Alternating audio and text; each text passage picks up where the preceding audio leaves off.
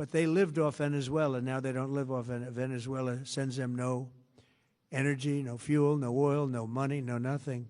They lived without Venezuela. They couldn't have made it, and we cut them off from everything else. So, yeah, they're going to make either a deal or we'll do it just as easy anyway. Yeah. Please, go ahead.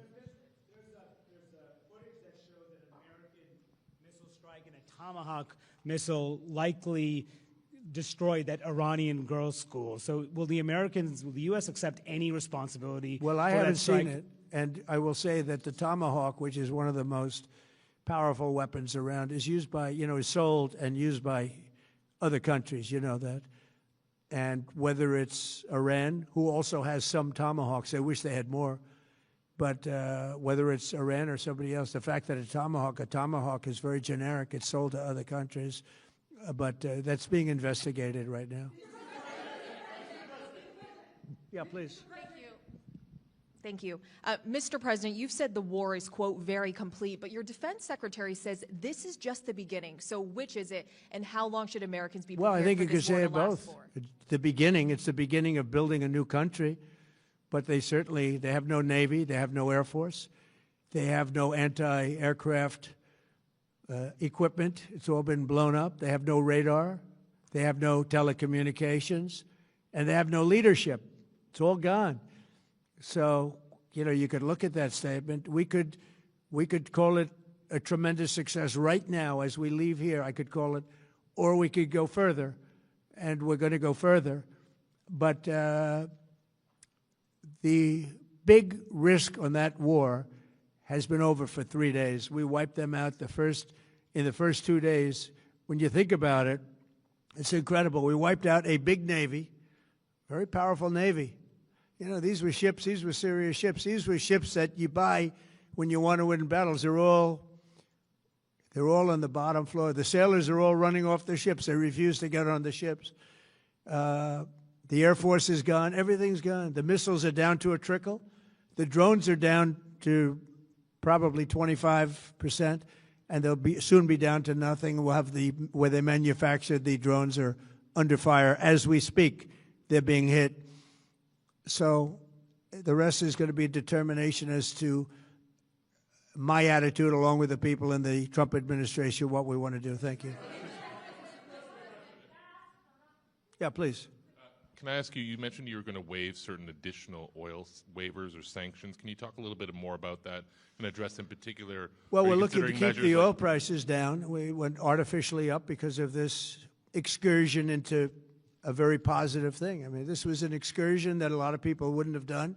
I knew oil prices would go up if I did this, and they've gone up probably less than I thought they'd go up.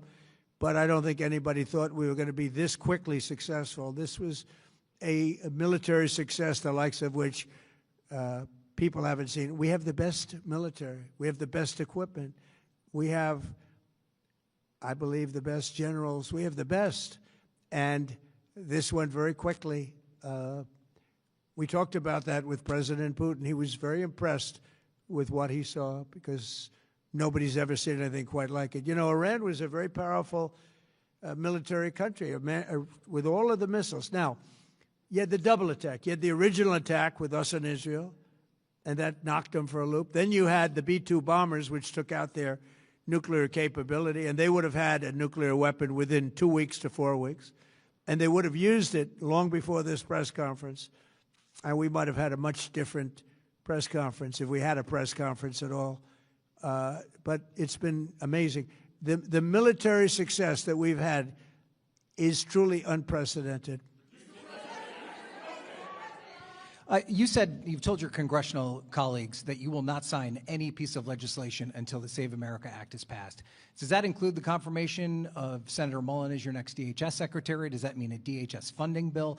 And Senator Thune said today it's not a matter of whether or not your Republican colleagues agree with the policy. It's about changing the process. In other words, getting rid of the filibuster to get there. So in order to get it, you're going to need Democrat votes. And what we're saying is the Save America, not the SAVE Act, which nobody knew what it was, the Save America Act, the Save America Act. And that's voter ID, We want voter ID. When a voter, we want to be able to see a picture of the voter. We want to be able to see that the voter is legitimate.